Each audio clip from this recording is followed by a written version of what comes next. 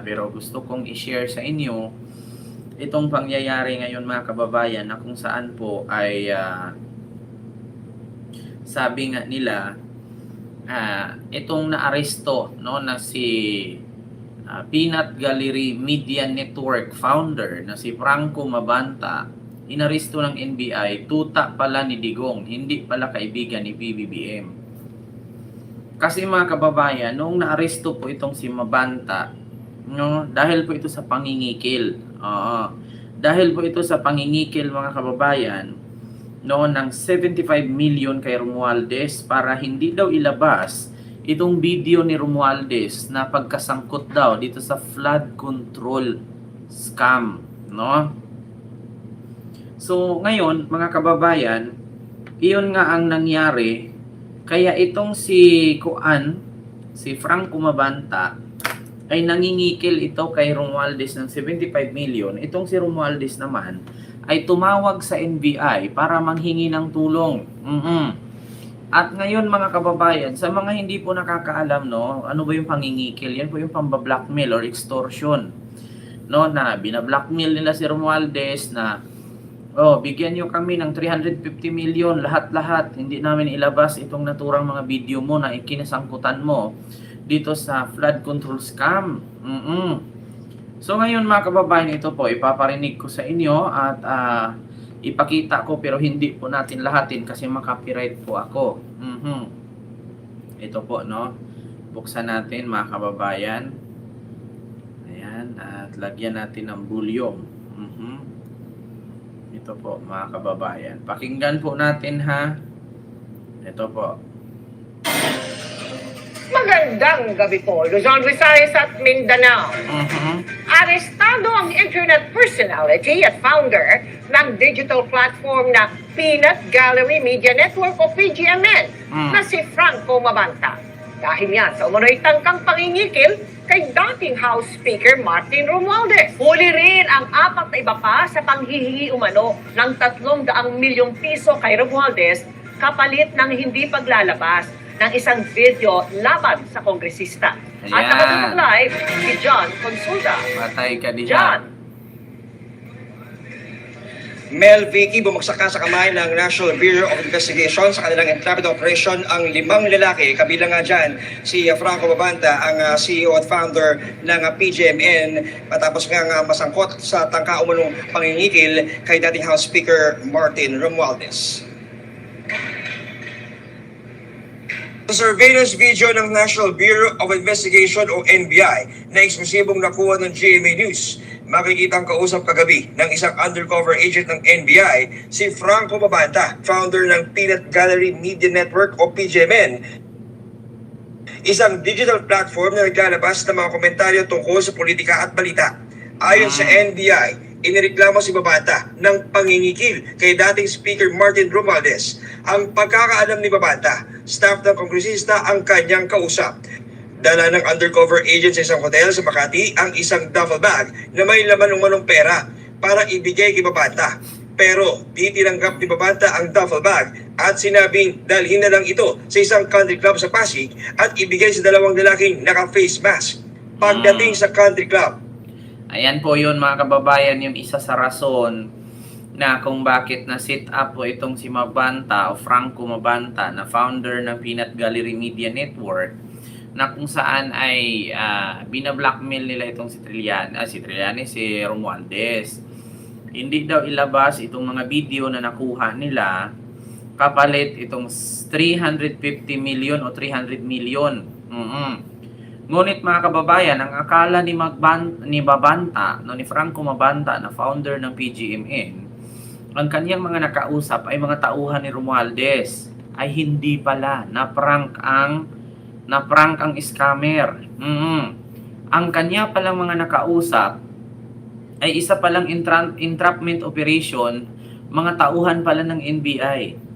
Ngayon, nung pagdating nito, na may dala daw na pera na laman sa maleta, ang mga nagbitbit po ng pera na yon ay mga taga-NBI. Na which is mga kababayan, ang sabi nila ay bakit daw nakapaglabas itong si Romualdez ng 300 million na pera, naka-freeze daw ang mga bank account. Tanga-tanga lang. NBI po ang may bitbit nung pera na 75 million. Hindi po 300 million ang dala, ha? Kundi 75 million lang na gamit sa entrapment operation. Hindi po galing kay Romualdez, which is ang perang ito ay galing po sa NBI. So ngayon mga kababayan, noong nakausap na ni Franco Mabanta, no, na founder ng PGMN, itong taga-NBI na ang akala niya ay tauhan ni Romualdez, ipinahatid ito sa Pasig. Nung pagdating sa Pasig, mga kababayan, ang akala nung dalawang taong tatanggap na naka-face mask ay bibigay ang pera. Hindi pala, inaresto pala sila. Noong naaresto itong dalawa, ay binalikan itong si Franco Mabanta, inaresto din. So ngayon ang nangyari mga kababayan, continue.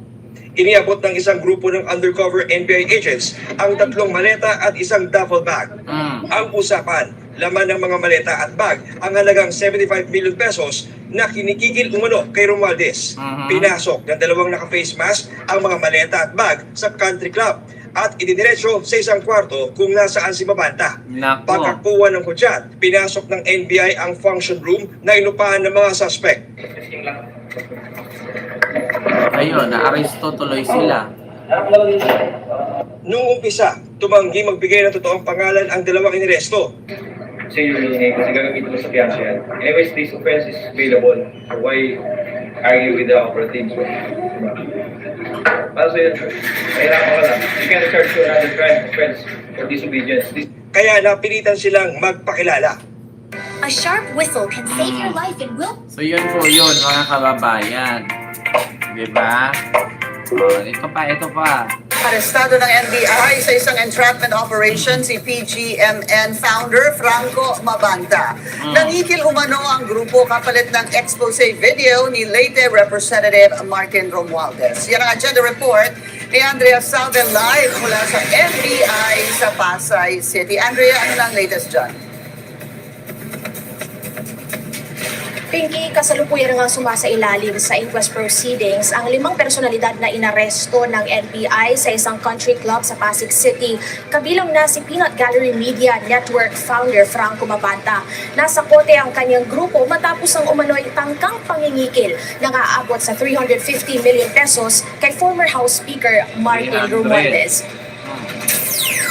300 Maling-maletang pera ang bitbit ng NBI Organized Transnational Crimes Division sa Valle Verde Country Club nitong Martes ng gabi. 75 million pesos itong marked at budol money sa ikinasang entrapment operation para mahuli si PGMN founder Franco Mabanta. Ayan. Nagpasaklolo sa ahensya si former House Speaker Martin Romualdez matapos daw takutin ni Mabanta na kung hindi magbabayad ay maglalabas ang network ng umano'y expose video laban dito. Napadalhan pa raw ng teaser video. Actually mga kababayan, ito kasing PGMN ay halos po kadalasan sa mga ipinost po dito ay puro fake news po. So nagkataon lang mga kababayan na hindi po sila masyadong napansin ng kinaukulan kasi nga po marami po sila iba-ibang mga host. Ang nangyari mga kababayan, nagkataon na nakahanap sila ng katapat, si Romualdez pa ang tinakot nila. Ayun, natimbog. Ang mambabatas. It ballooned to 350 million pesos. So meron pang mga usap-usap at ang final demand is take it or leave it, 300 million pesos. Until umabot tayo sa entrapment po kahapon. Nag-demand sila ng 4 tranches. So yung 4 tranches is consisting of 75 million per tranche. Inabot pa ng ilang oras ang transaksyon na unang napagkasunduan sa isang high-end hotel sa Makati. Sa Pasig din na aresto ang 4 pang kasamahan ni Mabanta. Kabilang narito si PGMN co-founder John Gomez at Finance Officer James Pacaba. Ang dalawang iba pa ay mga empleyado raw ng naturang network. Bigay po namin yung pera, hindi pa rin namin hinuli yung taong tumanggap kasi hindi naman sila yung kausap namin initially. Tama. So nagkaroon kami ng follow-up surveillance and tailing. So sinundan ho namin until sa time na ma-identify namin yung exact unit kung saan dinala yung pera. And to our surprise, nandun din po yung subject, si Mr. Franco, na siyang kausap namin dun sa hotel sa Makati. So that's the time Nang tanungin tungkol sa mga aligasyon, iginiit ni Mabanta na inosente sila. Paano naging inosente yan? Sige nga, inosente ba mga kababayan ang mambablockmail ka? Kung talagang may hawak ka na ebidensya na sangkot si Romualdez sa katiwalian, ilabas mo. Ilapit mo sa NBI, ilapit mo sa DOJ, ilapit mo sa Pangulo. Bakit ikaw ang magkikimkim, hindi ka naman husgado? Tapos pagkakitaan mo pa. Inosente ba yung tawag sa ganon? O ngayon, imbis na ikaw ang makatulong sa mga Pilipino para masugpo ang korupsyon, ngayon, ikaw tuloy ang makukulong. Kaya, pinagkakitaan mo kasi. Kung naalala nyo nga mga kababayan, sabi nga ng PCO, sa lahat po ng gumawa ng katarantaduhan at krimen, lalo na ang fake news, hindi kayo patatakasin. Di ba? Yan ang nangyari, mga kababayan. Ayun, imbis na makatulong ka, di ba? Imbis na makatulong ka, hindi tuloy. Ikaw tuloy ang nakulong. Extortion is punishable by 6 to 14 years in prison. Replace TV. Mamulait, and kay Ma'am Arlene Orleans, Ma'am Rosana Ragudon, kay Ma'am Ganing Archola, Sally Rugay, hello po. Nanay Minda, hello po. So, yun nga ang nangyari, mga kababayan. Ngayon, eto nga, no, continue natin kung ano pa para malaman natin lahat, mga kababayan. Mahaharap ang grupo ni Mabanta sa mga kasong robbery extortion in relation to the Cybercrime Prevention Act. Pinky, sa isang pahayag naman sa official Facebook page ng PGMN, iginiit ni Mabanta na isa lang itong set-up. Wala raw extortion, walang pananakot at walang krimen at kaya nilang patunayan ito. Nangyari daw ang pag-aresto para anya patahimikin sila sa paglalantad ng umano'y korupsyon ng dating House Speaker. Ilang araw bago pa raw pagkaka-aresto ay ibiniling niya nang ituloy ang paglalabas sa 19-minute expose dahil din sa mga natanggap niyang babala para sa kanyang kaligtasan.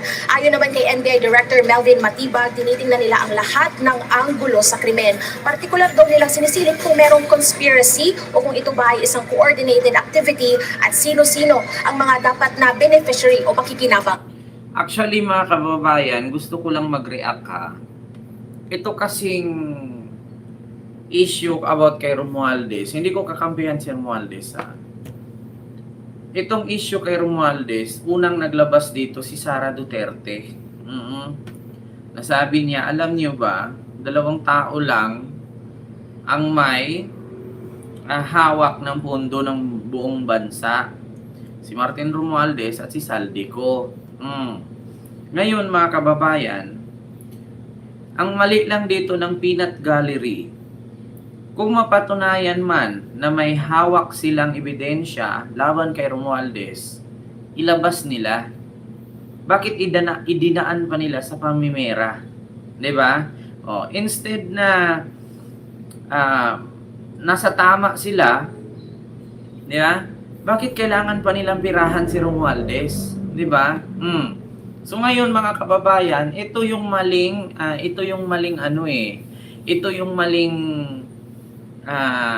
strategiya ng Peanut Gallery or ng PGMN, no, mga kababayan ni Franco Mabanta. Bakit? Kasi kung ang itong kanyang pananakot kay Martin Romualdez ay totoo, no, at may kapalit na daan-daang milyon para hindi ilabas, 'di ba? Ngayon, ilabas niya, 'di ba? Alam niyo, sa totoo lang, kung meron man silang 15-minute video, no, na kasangkutan ni Romualdez, mga kababayan, ilabas niya para instead na makulong siya, ay mabawas-bawasan at mapababa ang sentensya niya. Kasi bakit mga kababayan? Kahit sabihin natin na meron talaga siyang hawak na ebidensya na sangkot si Romualdez dito sa sinasabing corruption sa flood control or may ebidensya silang hawak. Ang mangyari dito mga kababayan, no? Ang mangyari dito, mabawasan ang sentensya pero mali pa rin yung pagkakitaan nila. 'Di ba? Oo, mga kababayan, huwag po kayong mag-alala kung bakit ganito ako magsalita. Kakabunot lang po ng ngipin ko. Hindi po ba, ayaw ko nga tumawa kasi masakit. Oo. So, ngayon, mga kababayan, okay po ako. No, ayaw ko lang talagang ayaw ko lang tumawa talaga. Diyos ko, mga kababayan. Ayaw ko lang talagang lakihan yung nganga kasi sakit. Baka nagtaka kayo bakit nakaganito ako. Tiniis ko lang, masakit talaga siya. Oo, pero okay naman magsalita. Wag lang talaga sobrang kasi habang tumatawa ako nag-ground. Oo. So, ngayon mga kababayan, ganito siya. Kung talagang may hawak itong si Mabanta, ilabas niya, 'di ba? Kasi instead na ang taong bayan, pangit kasi mga kababayan dapat maganda na sanang tawagin kang bayani. Ang problema ngayon naging kriminal ka di oras. Sa bagay kapag DDS nga naman bugok, 'di ba? Hindi na po ako nagtaka mga kababayan na instead na tawagin itong si Mabanta na bayani dahil siyempre kung may hawak siyang ebidensya laban kay Romualdez at mapatunayan nga naman, edi thank you. Yeah? Malaking pasalamat ng Pilipino sa'yo. Ngayon ang problema kasi hinahaluan mo, pinipirahan mo si Romualdez. Ngayon, sasabihin mong sit up yan, sinasabi mong entrapment yan sa'yo, pag-atake sa freedom of expression. Hindi po ganon. Paano kung may maipakita si Romualdez na conversation ninyo na pinipirahan mo siya, di ba? Tinatakot mo, binablackmail mo, di ba? Hindi nga mga kababayan, paano kung itong nireklamo ni Romualdez ay may ebidensya? 'Di ba na ikaw mismo ang kausap niya, ikaw mismo ang kaniyang katransaksyon, 'di ba? Ang nangyari ngayon, ikaw ba tuloy ang nakulong? Diyos ko mga kababayan. Sa bagay, kapag nga naman DDS, bubo nga naman talaga, mga kababayan. Hindi na po ako nagtaka. DDS po kasi sila. Di ba, mga kababayan? DDS kasi sila. Kaya, sa totoo lang, mga kababayan, kapag DDS nga, ganun talaga.